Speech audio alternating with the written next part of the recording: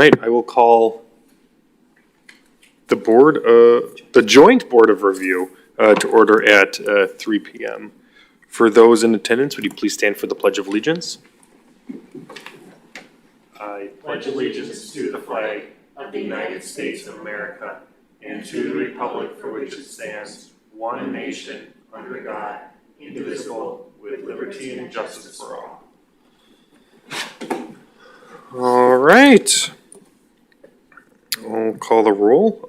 Ryan is here. Mark? Here. Roger? Yes. Roberta? Here.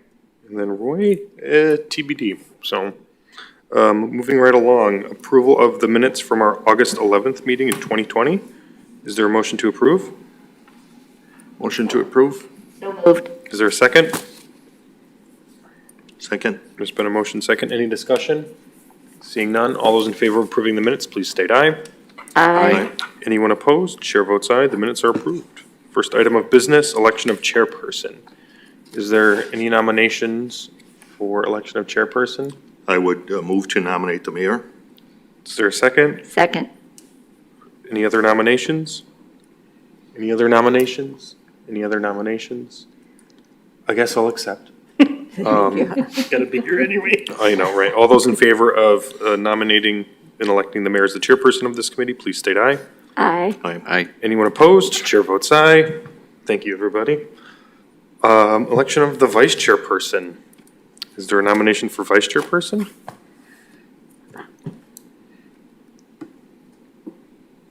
Roberta's pointing at Roger or Mark. Which one? Pick We're one. pointing right back at hers. Oh, I'll nominate Roberta. Second. All right, there's been a motion second. Roberta, do you accept? sure. Any other nominations? Any other nominations? Any other nominations? All those in favor of electing Roberta vice chair of the Joint Review Board, please state aye. Aye. Aye. Anyone opposed? Chair votes aye. Congratulations, Roberta. Thank you. Dubiously, but All right, 3.3, review of tax incremental districts 6, 10, 12, 13, 14, 15, 16, 17, 18, 19, and reports and status performances. nice. All right, Chad, take it away. Thank you, Mayor. So everybody that's in attendance should have a copy of a spreadsheet that was sent out. Just for those of you that are new, the city's required to provide a update and submit status reports as of July 1st to the Department of Revenue under state statute. So each year prior to submitting those reports, we're required to hold a joint review board meeting to review the status of the districts. So we're going to start on the left side of this report and kind of walk you through. There's not a ton of change with them, but we'll go through it. And then if you've got any questions, we would be happy to address those questions. So starting out the TID 6, which is the marina area. So that's so the marina, the riverfront and South Pier are included in that district. As you can see, it was originally created in 1992. It closes 2 years from now in 2023. It has a beginning fund balance of around $472,000. It revolves in about a 1.4 million of revenues each year. The expenses at the bottom of about 1.2 million is really debt service payments on the long-term debt that will be paid off in 2022, so a couple months before the district closes. It has a positive cash fund balance, and the increase is primarily related to interest charges and different expenses. Any questions on TID 6? Hearing none, moving on to TID 10. This is the Water Street area, so this is primarily the Kingsbury development, those apartments that were built north of Kingsbury, the Garden Toy, that kind of area. And it also includes the Walgreens on the corner of 14th and Erie. Was created in 1997, closes in 2024. It started out with a negative fund balance. That will be different now that the Kingsbury property has been developed, and it's about $5.5 million of new development on there. So as you can see, there's not a lot of expenses The increment is about $292,000. This is before Kingsbury. Expenses about $650 a year. So there's a positive fund balance in it. There'll be a little bit more, but we do have a development incentive that we need to pay out for the next 3 years on the Kingsbury property to the tune of about $300,000, I believe. So there'll be some expenses, but in the end, the district, I'm believing, will close in the positive. TID 11 is Washington Square with the hyperlinks that this district has been closed. So you'll recall the city closed this last year in 2021. So the negative cash balance in the bottom, or the deficit of the fund balance, is really we took money out by state statute. We can extend a district for 1 year and collect those revenues for affordable housing dollars. So the city created an affordable housing fund and moved roughly $700,000 into it. So that's primarily the difference, and then the closeout of the remaining interest income and those types of things. So, and it also, the other costs, I think, the $691,775 is the other costs in there. I don't know why the administration is 1.6 million. That Yeah, doesn't seem no. right. Does she have any notes? So here's what I have to preface. Our previous finance director, Daniela Portapillo, who is no longer with the city, worked on this. Caitlin Krieger is our new finance director. We're gonna have to look into that number, I think, This before we finalize it, because I think she's got one too many numbers there. So we'll verify that. That's a lot of administration. Yeah, that's a lot of wages. TID 12 is Niagara Avenue. This last- This is the area where, this is the Grand Stay Hotel and the building next to it and part of the Wild Center block. It was really created to redevelop the Grand Stay and the, what I'd call the Nemshoff building, or the building that Rody Dales is in. Closes in 2027, has a positive cash balance. There's not a lot of, changes in there. That difference, I believe, is between the revenues and the expenses, but it's pretty status quo. TID, and I should also say that TID 12 allocates funds, positive cash balance funds get allocated as a donor district to TID 17, which is Indiana Avenue, and we'll talk about that shortly. Landmark Square is TID 13. That's primarily the Landmark condominiums and the Founders Club building. Was created in 2005, closes in 2032, has a positive cash balance. In the end, has a positive balance all the way through. This one allocates $300,000 to TID 17 as a donor district because it's a positive cash flow. TID 14 is the Taylor Heights. That was the Taylor Heights Shopping Center, the Festival Foods, and the new Meijer store in that whole redevelopment. In 2020, we did not make a TIF incentive payment to Meijer, but in 2021 and forward, we will be making a TIF incentive payment. But the district has a positive cash flow at about 1.2 million. And I think with the new Meijer coming on at about 14 million, that'll definitely increase this substantially. So this district does relatively well. This is from Gary. Thank you. This district does relatively well all the time, so we really don't have any concerns with it. TID 15 is the pick and save on the south side and some residential area. Was created in 2011, closes in 2031. The real difference here is the revenue increments to the expenses, so it makes out a developer incentive payment, and we lost value in that district related to the Bethesda buying a property on the corner of, I don't even know what road that is, maybe Wilson and South Business Drive, and making a good portion of that property tax exempt. So we're optimistic in the end that this district will close in the positive, but if not, we have some opportunities, particularly from TID 14 to share revenues if we need to, but at this stage, I think it's premature to look at that. Next one, TID 16, this is A Street. This was developed for the Encore Apartments and the Portscape Apartments. So this runs basically from the Wild Center down to the bridge on A Street. We continually, there's a lot of deficit in it, primarily because there's developer incentives, and we're still paying those back, and we've done some improvements, particularly at the library, and continued lighting upgrades as part of the city's capital improvements program. So, and this is a relatively new district, was created in 2015, so it would be expended that, it would be thought that there would be a deficit, which there is, but over time it will collect enough revenue to pay itself off. When 16 came to us, what was the predominant? Encore Apartments at the Boston store and Taylor High Heights? Point. High Point, High Point Apartments on Okay. South A Street. thank you.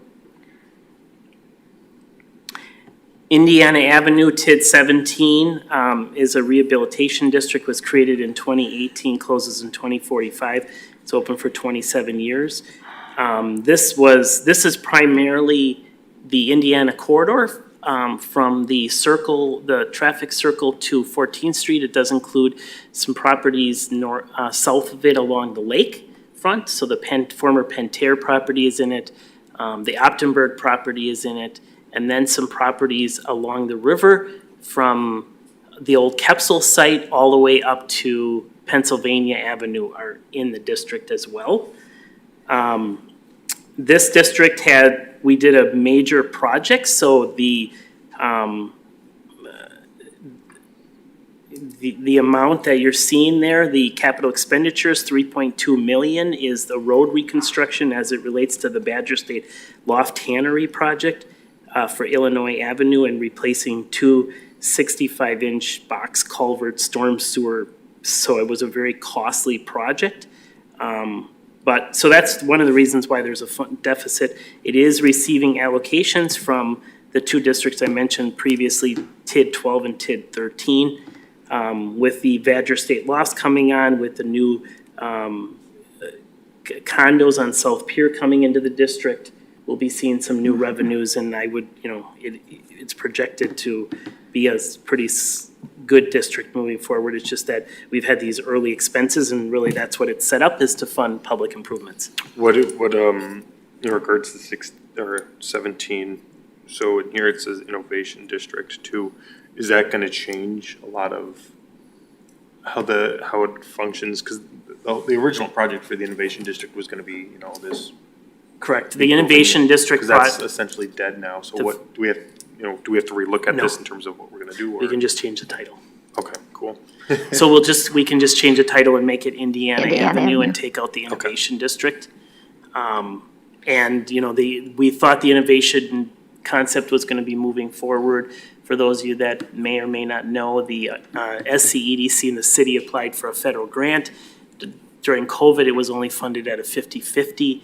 We had hoped for an 80-20, 80% grant, 20% match. That didn't happen, so the Economic Development Corporation Board decided not to proceed forward with it. So at this stage, we're in discussions with a developer for an affordable housing project on the former Kepsel property. So we'll see what that looks like, and once that comes to fruition, we'll, be back to this group probably. Cool. TID 18 is the South Point Enterprise Campus. That's our new, it's our new business park. It's the only industrial TID we have currently. Was created in 2018, closes in 2038. Although we did get an amendment from the state for an additional 3 years on it. So it's actually 2041, I think, is 2041 is the closeout date. So if you can just make a note of that, Caitlin, so we can make sure that's correct. As you know, we put roughly 12 to 15 million of infrastructure into that. We've refinanced some loan payments, and the fund balance is positive now, but we haven't started making mortgage, we haven't started making debt service payments. Our debt service payments are about $567,000 a year.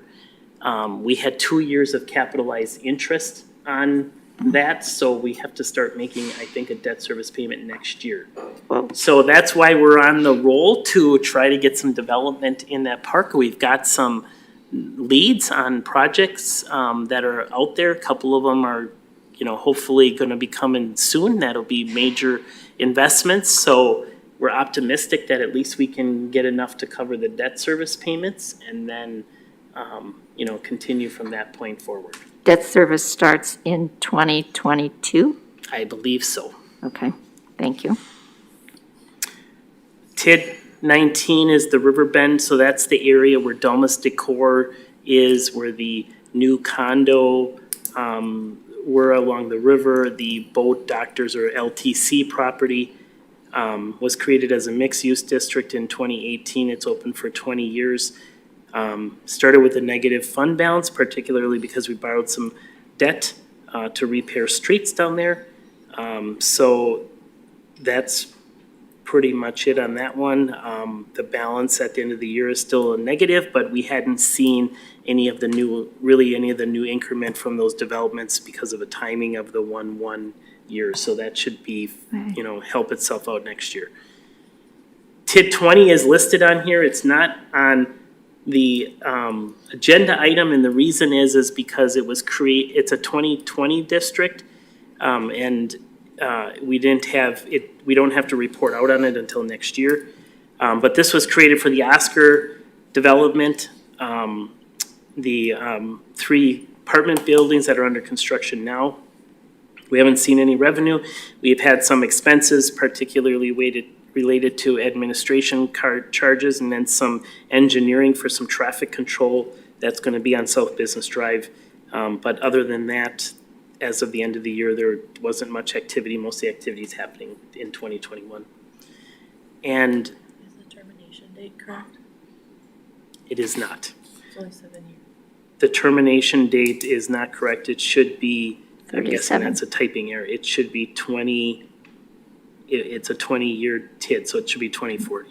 2040. Good catch. We'll get that updated. The last one is the environmental TID for Northgate. So that's, the city had developed an environmental district to help with environmental issues related to the Piggly Wiggly development back in the early 2000s. So this district closes in 2025. It has a fund balance shortage currently, but by the time it closes, it will pay itself off because it's not paying off any more debt, and it was really there to deal with environmental related to that Piggly Wiggly development. So that's the TIDs in a nutshell. If anybody has any questions, I would be happy to answer them. Any questions for Chad? Berta? I've got one. Let's go back to the Washington Square. Can you review the Washington Square again, just briefly?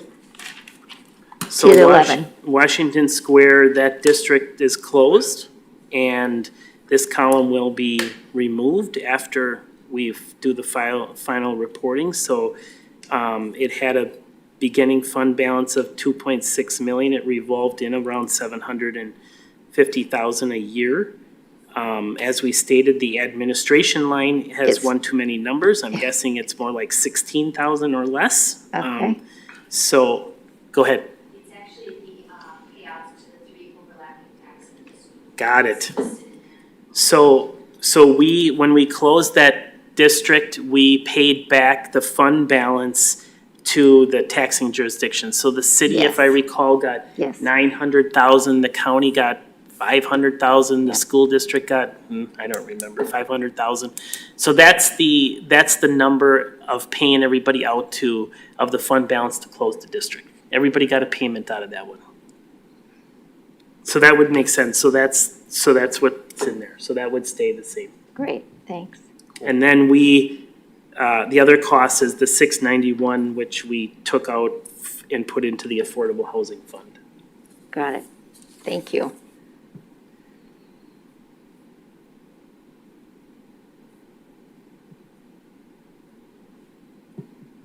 Anything else, Roberta? Nope, I'm happy. So if this board so chooses, we need a motion and approval to accept the report and allow staff to submit the documents to the Department of Revenue Accepted as corrected. as amended. Yeah.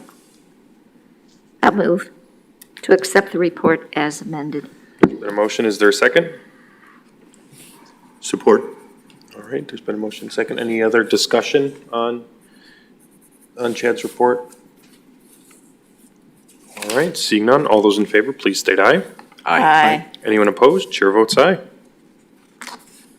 Anything else you want to go over, Chad, or? Nope, that's it. All right, seeing we've exhausted the agenda, is there a motion to adjourn? So moved.